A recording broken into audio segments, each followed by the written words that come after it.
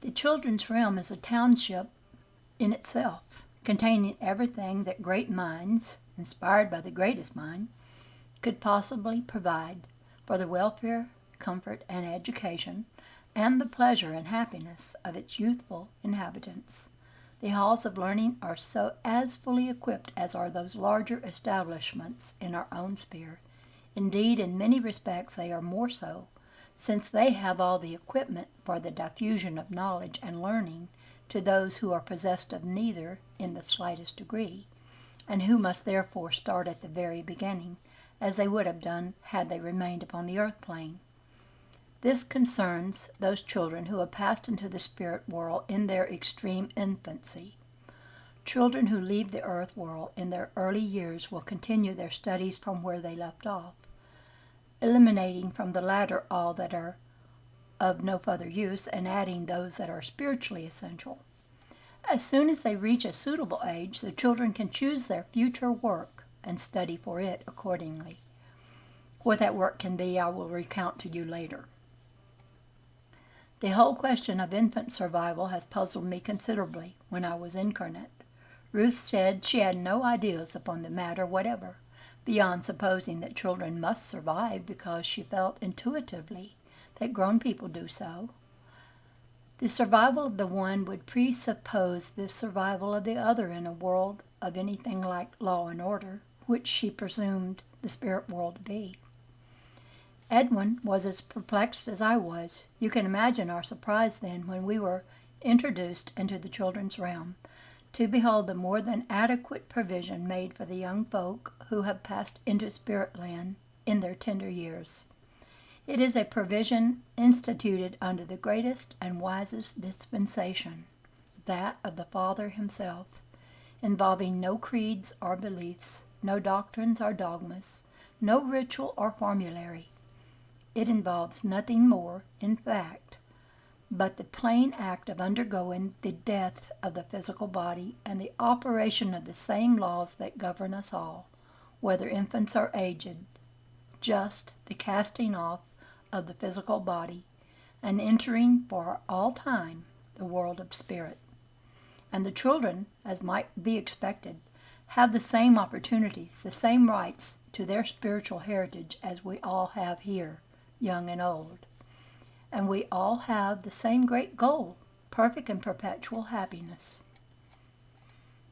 Occupations. The spirit world is not only a land of equal opportunity for every soul, but the opportunities are upon so vast a scale that no person still incarnate can have the least conception of its magnitude. Opportunities for what, it will be asked? Opportunities for good, useful, interesting work. I hope that by now I have sufficiently indicated that the spirit world is not a land of idleness, not a land where its inhabitants spend the whole of their lives in a super-ecstatic atmosphere of religious exercises, formally offering up prayer and praise to the great throne in a never-ceasing flow. There is an uninterrupted flow, most certainly, but it comes about in a very different way. It surges up from the hearts of us all who are happy to be here and thankful withal. I want to try to give you some slight idea of the immensity of the range of occupations in which one can become engaged here in these realms. Your thoughts will at once turn to the many and varied occupations of the earth world, covering every shade of earthly activity. But behind the earth world's occupations is the ever-driving necessity of earning a living, of providing the physical body with food and drink, clothing, and habitation of some sort. Now, you already know that these last four considerations have no existence whatever with us here. Food and drink we never need. The clothing and habitation we have provided for ourselves by our lives upon earth. As our lives have been on earth, so will our clothing and our domicile be when we come to spirit lands. We have, as you see, no physical necessity to work, but we do have a mental necessity to work, and it is because of the latter that all work is a pleasure with us here. Imagine yourself in a world where no one works for a living. but where everyone works for the sheer joy of doing something that will be of service to others. Just imagine that, and you will begin to understand something of the life in spirit lands. A great many earthly occupations have no application whatever to the spirit world, useful and necessary as they are. They belong especially to the earthly period of life. What then becomes of people who occupied such a position as I have just mentioned? They will discover immediately, before they are fully aware of their new state, that they have left their earthly avocation behind forever. They will see that the spirit world does not offer the same or similar work for them, but this does not cause regret or unhappiness, because the need for physical sustenance no longer exists with them, and in place of it such people feel gloriously free to engage themselves in some new work. They need never wonder what they are fitted for. They will soon find something which attracts their attention and draws their interest, and it will not be long before they are joining their fellows in learning some new occupation and thoroughly enjoying themselves. So far I have merely referred to work in the abstract. Let us be more specific and consider some of the business of the spirit world. First, let us take what we might call the purely physical side of spiritual life, and for the purpose we might pay another visit to the city. On the way there we walk through many beautiful gardens, which at some period have all been designed and created. Here, shall we say, is the first means of employment that we come across. Scores of people upon the earth plane love gardens and gardening. Some have engaged in the latter as their calling and enjoyed doing it. What better than to continue with their work here in the spirit world, unrestrained by physical exigencies, free and unhampered, and with the inexhaustible resources of the spirit world at their command. Their occupation is their own. They can and do stop whenever they wish, and they can resume whenever they wish, and there is no one to exert his will upon them. And what is the result? Happiness for themselves, because by creating a beautiful work of horticultural art, they have added more beauty to an already beautiful realm, and in doing so they have brought happiness to others. So their task goes on, altering, rearranging, planning, beautifying, building anew, and ever acquiring skill and still greater skill. Thus they continue until such time as they wish to change their work, or until their spiritual progression carries them on to fresh fields of endeavor in other realms. Now let us go into the Hall of Music and see what work we can find there. Someone, of course, had to plan and others to build the hall itself. I have already given you an account of the building of an annex to the library. In all major building operations, the method followed is the same, but the methods of the spirit world have to be learnt, and the work of the architects and builders, with their various expert assistants, is among some of the most important in the spirit world. As all descriptions of employment are open to anyone who has the taste for such work, that of the architect and the builders is likewise free to all who express a preference for continuing their earthly occupation, or who wish to turn to something new. The wish to do so is really all that is required, although naturally an aptitude is a great help. But it is very surprising how quickly efficiency is gained by the stimulus of desire. The work to do becomes translated into the ability to do in a very short time. Keen interest and predilection for the work are all that are asked. Inside the Hall of Music, we find libraries of music where students are busy at their studies and pupils with their musical teachers. Most of the people whom we meet thus are learning to be practical musicians. That is, they are learning to play some one or more instruments, and someone has to provide them with the necessary instruments. The Hall of Music does that, but somebody must create them for the Hall of Music. And so the instrument makers of the earth plane find themselves at home in their craft if they wish to continue with it in the spirit world. Now, it may be suggested that a lifetime on earth spent in one particular form of work would be quite enough for the average person, and that when he comes into the spirit world, the last thing he would want to do would be to take up again his earthly occupation with its interminable routine and drudgery. But bear in mind all that I have told you about the freedom of these realms, and the fact that no one is compelled, either by force of circumstances or from the mere need of subsistence, to do any work at all in the spirit world. Remember that all work is undertaken willingly, freely, for the love of doing it, for the pride in creating something, for the desire of being of service to one's fellow inhabitants, and to the realms in general. And you will see that the maker of musical instruments, to cite one occupation among thousands, is just as happy as we all are in these realms. So he continues to make his instruments, brings happiness to himself and to so many other people, who will pleasurably and usefully bring joy to still more through the creation of his mind.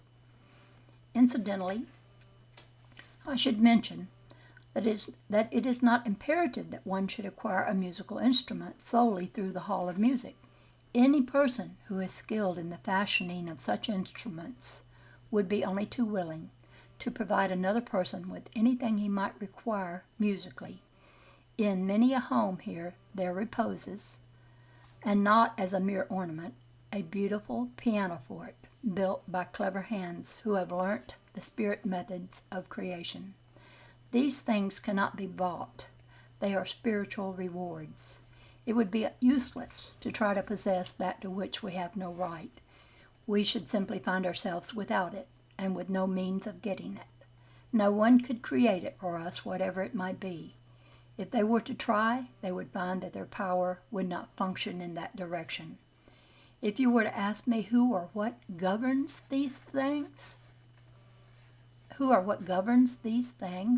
I could only tell you that I do not know, beyond knowing the fact that it is the operation of a spirit law. Before we pass on from the Hall of Music, we might just look at the library. Here are musical scores by the thousand, together with the various parts from which the instrumentalists play. Most of the large orchestras here obtain their music from the Hall of Music. It is free for all to borrow whenever they wish, but someone has to duplicate it, and that is another important and productive occupation. The librarians who take care of all this music and who attend to people's wants in this connection fulfill another useful task, and so the details could be multiplied, covering the whole range of musical endeavor, from the person who does no more than love and enjoy music to those who are instrumentalists and leaders in the musical art. In the Hall of Fabrics, we shall find the same industry, the same happiness among all those who are working there. At any moment I am at liberty, if I wish, to join the students there who are learning to weave the most exquisite fabrics. It happens, however, that my interests lie elsewhere, and my visits to the hall are for purposes of recreation only. Ruth regularly spends a certain time there studying, and she has become an expert in weaving tapestries. It is part of her spirit life occupation, and it is part of her recreation also. She has produced some beautiful tapestries in which Edwin and I possess 2 choice specimens hanging upon our walls. We can obtain all the different materials we need from the Hall of Fabrics, or as in the case of music, we can ask some craftsman to make what we require. We shall never have a refusal, nor shall we have to wait an indeterminable time before we receive what we want. There are plenty of craftsmen to supply the needs of all of us. In the same hall there are students learning the art of designing, and they are instructed by masters in the art. Experimentation is continually going on in producing new types of cloth and new designs. These various materials have nothing whatever to do with our own spirit clothes. That is a personal matter. The products of the fabric hall are used for general purposes, such as, for instance, in the embellishment of our homes and in the larger halls and buildings. In the case of the historical pageants which I mentioned to you, those who organize them exact a heavy contribution from the Hall of Fabric for all their authentic costumes. Now, I have given only 2 or 3 examples of what it is possible for a person to do here. There are thousands more, covering as great a field of activity as there is to be found upon the earth plane. Think of the doctors who come into the spirit world and still carry on their work here. Not that we need doctors, but they can work here with their colleagues in investigating the causes of sickness and disease upon the earth plane, and they can help in alleviating them. Many a spirit doctor has guided the hand of an earthly surgeon when he is performing an operation. The earthly doctor is probably perfectly unaware of the fact, and would ridicule any suggestion that he is receiving assistance from an unseen source. The doctor in spirit is contented to serve without acknowledgement from him whom he serves. It is the successful issue that he is concerned about, not who shall have the credit. The earthly doctor in such cases makes some illuminating personal discoveries when he finally comes into the spirit world. The scientist, too, continues his researches when he comes here. In whatever branch of science he may be concerned, he will find enough and more than enough to engage his attention for a long time to come, and so with the engineer and scores upon scores of others. Indeed, it would be impossible, or if not impossible, a little tedious perhaps, to run through the long list of occupations so well known upon the earth plane, of which we have a counterpart in the spirit world. But by now you should have some idea of what the spirit world has to offer. All that we have in our halls and in our houses, in our homes and in our gardens, has to be made, to be fashioned, or created, and it requires someone to do it. The need is constant, and the supply is constant, and it will ever be so. There is another department of industry, though which is vitally necessary, and it is peculiar to the spirit world. The percentage is low, deplorably low, of people who come into the spirit world with any knowledge at all of their new life and of the spirit world in general. All the countless souls without this knowledge have to be taken care of and helped in their difficulties and perplexities. That is the principal work upon which Edwin, Ruth, and I are engaged. It is a type of work that appeals to many of the ministers of the church of whatever denomination. Their experience upon the earth stands them in good stead, and all of them, perhaps I should say all of us, know that we are now members of one ministry with one purpose, serving one cause, and all of us possessed of the same knowledge of the truth of spirit life, without creed, without doctrine or dogma, a united body of workers, men and women. In the great halls of rest there are expert nurses and spirit doctors ready to treat those whose last earthly illnesses have been long and painful, or whose passing into spirit has been sudden or violent. There are many such homes, especially for the latter. These homes are a standing monument of shame to the earth world that they should be obliged to exist at all. Passing may be sudden and violent, that is inevitable at present, but it is to the eternal shame of the earth world that so many souls should arrive here in woeful ignorance of what lies before them. These halls of rest have multiplied very considerably since I first came into the spirit world, and consequently the need for more nurses and doctors has been more pressing. But that is always supplied.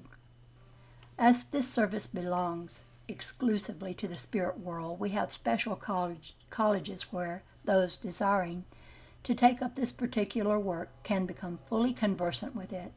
Here they learn much that scientifically concerns the spirit body itself and the spirit mind. They are given a general knowledge of the ways of spirit life, since they will have to deal with people who, for the most part, have no knowledge whatever of their new state. They will have to know the facts of intercommunication between our world and yours. Since such numbers of people ask about this important matter the instant they realize what has taken place in their lives, it is astonishing how many of them want to rush back to the earth plane to try to tell those they have left behind of the great discovery they have made of the fact that they are alive and in another world.